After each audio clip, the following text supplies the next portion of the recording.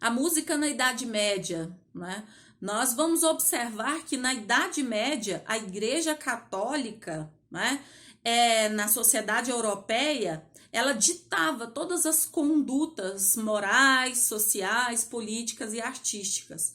E naquela época a música teve uma presença marcante nas celebrações católicas, né? Eles passaram a incluir a música nas celebrações, nas missas, né? Então, assim, a música novamente está associada à religiosidade, né? A práticas religiosas, né?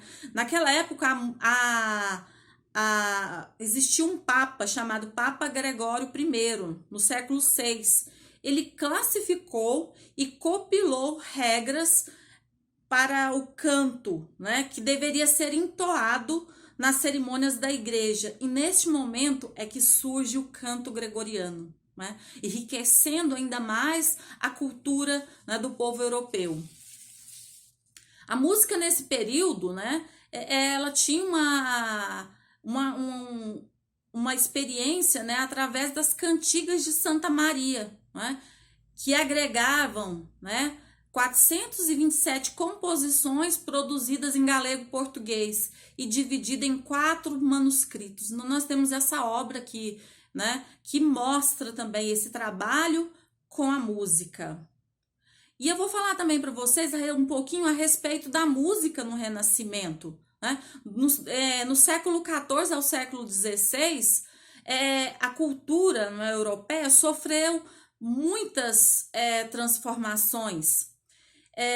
E os interesses eles foram voltados mais para a razão, para a ciência, para o conhecimento próprio do ser humano, né? E a música, ela passou a ter uma característica mais universal, ou seja, própria para todos, né? E houve o distanciamento dos costumes da igreja. Ou seja, a música já não era tão mais associada à Igreja Católica, né? Ela passou a fazer parte, né, da vida das pessoas. E nesse período também surge algo bem interessante, que é a polifonia, né? A combinação simultânea de 4 ou mais sons. Então passou-se a combinar sons para se produzir a música, né? A música também foi muito importante no Barroco, né? A partir do século XVII, houveram mudanças marcantes na música, né? Houve novos contornos tonais, como o modo jônico, né? O modo maior, e o modo eólio, desculpe, que é o modo menor.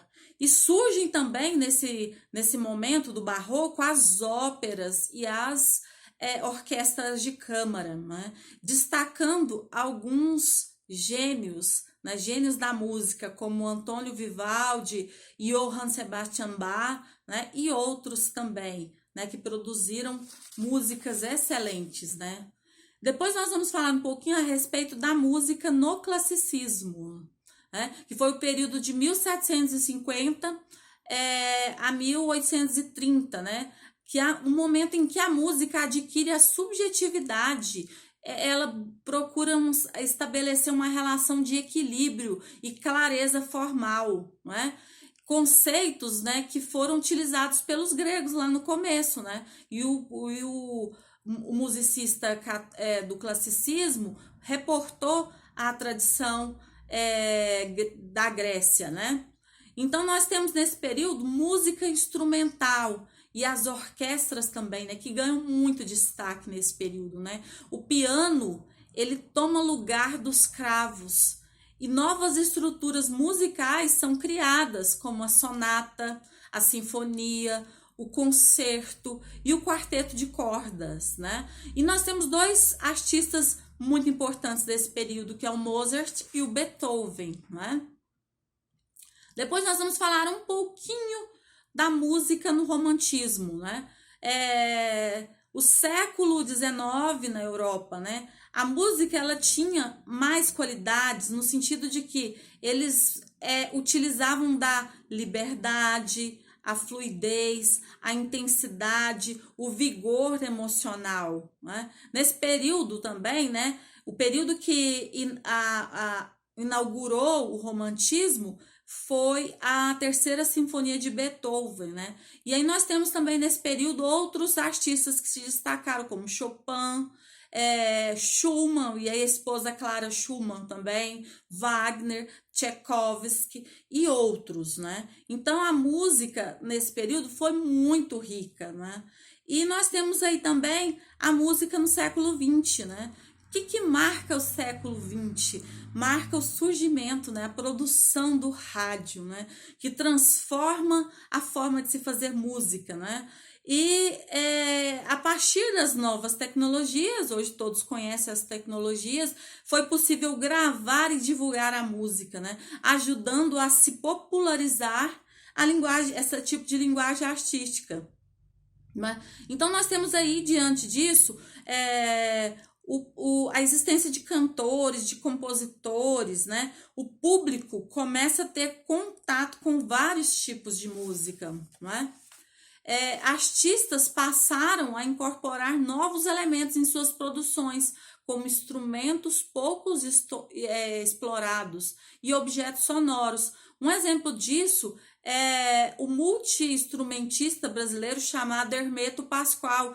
Ele tira som de flautas, de pianos, e ele tira sons também de objetos que são do cotidiano, como chaleiras, pentes, copos de água, broca de dentistas, e produz harmonia, né, através desses instrumentos do dia a dia. E nós temos também grandes nomes do século XX, né? Nós temos, por exemplo, Heitor Villa-Lobos, né, foi brasileiro, o russo Igor Stravinsky, o nigeriano Fela Kuti, a pianista carioca Chiquinha Gonzaga, o norte-americano Louis Armstrong, e nós temos muitos outros artistas que fizeram composições, músicas belíssimas, né? E aí nós temos, diante desse mundo, né, gente, em que existe várias línguas, né, nós temos formas diferenciadas de se produzir música, né? De acordo com o quê? Com a cultura, de acordo com as experiências das pessoas, né?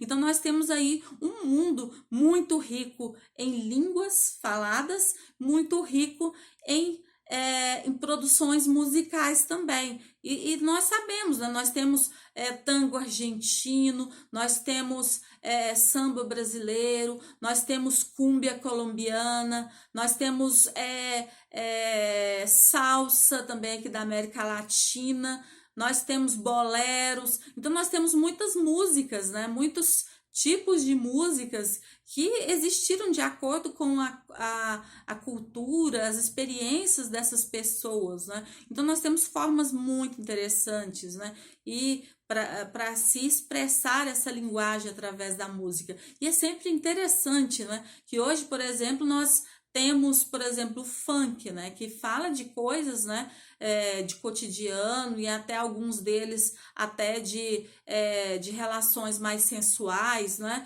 E interessante pensarmos nisso, né, que a música ela surgiu, né, há tempos atrás, ela surge como forma de se elevar o espírito do ser humano, né? E eu acredito que as músicas por si só, elas possuem uma riqueza, né? Porque todas elas foram construídas, elas foram experimentadas, né?